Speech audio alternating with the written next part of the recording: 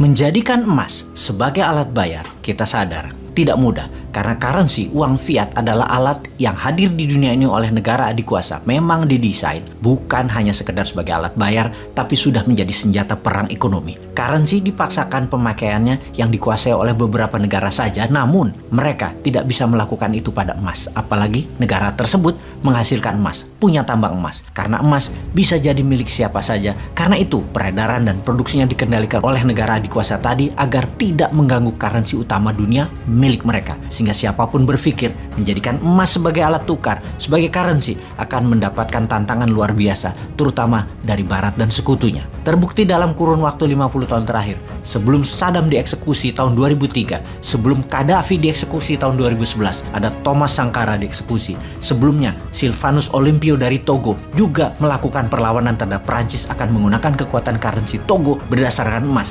juga dieksekusi. Bahkan tergulingnya Pak Karno oleh CIA adalah bagian dari rencana besar Pak Karno menguatkan rupiah berbasis sumber daya alam dilibas oleh CIA. Kembali ke 14 negara Afrika ex-jajahan Perancis yang nilai ekonominya mendekati 3 triliun dolar yang setengahnya dipegang Perancis kekayaannya. Tidak akan membuat negara-negara Afrika tadi menjadi kaya. Karena itulah peluang Tiongkok masuk menggunakan bukan uang yuan, tetapi strategi currency. Pakai jual barang, pakai gedung, pakai jalanan, pakai jembatan, pakai pelabuhan. Dan ini soft power berikutnya yang ngerjain Afrika. Keduanya, cara currency IMF atau francophone versus barang Tiongkok, proyek Tiongkok, itu sama saja. Mau ambil sumber daya alamnya. Pinternya Tiongkok tidak konfrontatif. Yang diambil sisa-sisa Perancis, sisa-sisa penjajah, sisa-sisa Amerika. Karena Tiongkok menarget tanah jarang, mineral rare earth yang memang Eropa dan Amerika lengah. Negara Afrika kalau mau pakai uangnya sendiri, saat ini harus pinjam berdasarkan jaminan uang mereka di bank Perancis yang bunganya tinggi sekali. Nggak bisa tarik tunai sendiri. Kayak kita deposito di bank, deposito kita nggak boleh diambil. Kalau perlu uang, jaminkan deposito tadi, nilainya hanya 90%-nya dan kena bunga tinggi sekali. Jadi kepikiran untuk printing money yang nggak boleh negara itu. Pejabat keuangan di negara 14 Afrika itu semua didikan Perancis dan ikut maunya Perancis. Semua pejabat itu adalah SPG-nya Perancis dan itu keharusan. Pernah mantan pejabat Perancis Jacques Chirac mengatakan tanpa Afrika Perancis tidak sekaya sekarang dan akan hilang kekayaannya tinggal sepertiga. Chirac mengakui uang terbesar di bank Perancis adalah kekayaan negara benua Afrika. Jadi sesungguhnya benua Afrika adalah benua yang kaya yang dieksploit oleh bangsa Barat dan sekutu. Bayangkan, siapapun pejabat yang baru menjadi penguasa di wilayah Frankafrik harus menggaransi perusahaan Perancis di sana tetap jalan dengan stabil dan selalu mendapatkan prioritas untuk mengeksplorasi sumber daya alam Afrika seperti berlian, uranium, minyak, dan gas bumi. Jumlah perusahaan Perancis itu ada lebih dari 1.100 perusahaan dan ada 2.100 anak usaha perusahaan tersebut dalam 40 tahun terakhir bercokol di Afrika, menyedot kekayaan alam Afrika. Semuanya punya hak first right to refusal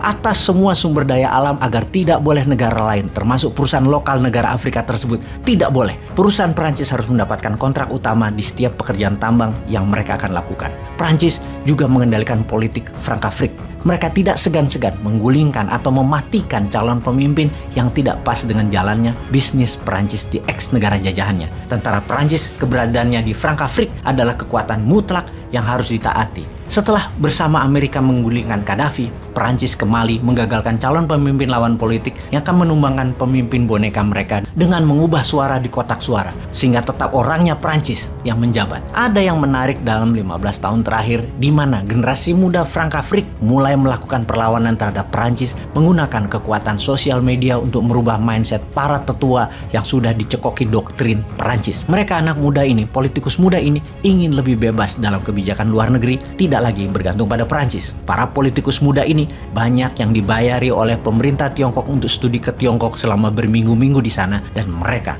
terpesona dengan Tiongkok. Sejak tahun 2014, Frankafrik mulai dimasuki Tiongkok yang melakukan soft power perlahan dengan membangun apa yang Perancis tidak bangun, seperti jalanan infrastruktur, pengadaan listrik power plant, pelabuhan laut yang kita semua tahu. Kebutuhan itu semua yang paling membutuhkan adalah Tiongkok sendiri karena barang-barang Tiongkok yang tersisa, yang murah dibuang ke Afrika, perlu sarana pelabuhan, jalanan, dan bangunan yang ditanggung oleh negara lain hutangnya. Semua Tiongkok yang membangun. Selama 15 tahun, Tiongkok sudah membangun lebih dari 8.000 km rel kereta api, membangun 5.500 jembatan, membangun lebih dari 51.000 km jalanan, 45 pelabuhan, 200 rumah sakit yang membuat Presiden Prancis saat ini, Emmanuel Macron, kaget mulai mencari muka Frankafrik dengan banyak mengembalikan artefak Afrika yang dibawa ke Prancis dikembalikan lagi ke Afrika, mulai melonggarkan pinjaman ke Afrika pakai bunga rendah dan mengembalikan lebih dari 15% uang Frankafrik dari Bank Sentral Prancis ke negara Afrika tersebut yang tadinya di atas 50%-an menjadi sekitar 30%-an uang devisa negara Afrika tersebut. Macron juga minta maaf atas genocide di tahun 1994 di Rwanda, bahkan sampai mengunjungi Rwanda untuk secara terbuka meminta maaf kegagalan Prancis kala itu. Kemudian CFA franc digantikan oleh ICO, currency baru, walau masih dikunci dengan euro, namun sudah agak longgar. Prancis mulai berubah. Intinya Afrika sudah dihabisi sumbernya oleh Eropa. Kemudian masuk Tiongkok. Kalau Indonesia kapan? Indonesia sebentar lagi akan memainkan peran dengan gold payment systemnya. Sebentar lagi, sabar ya.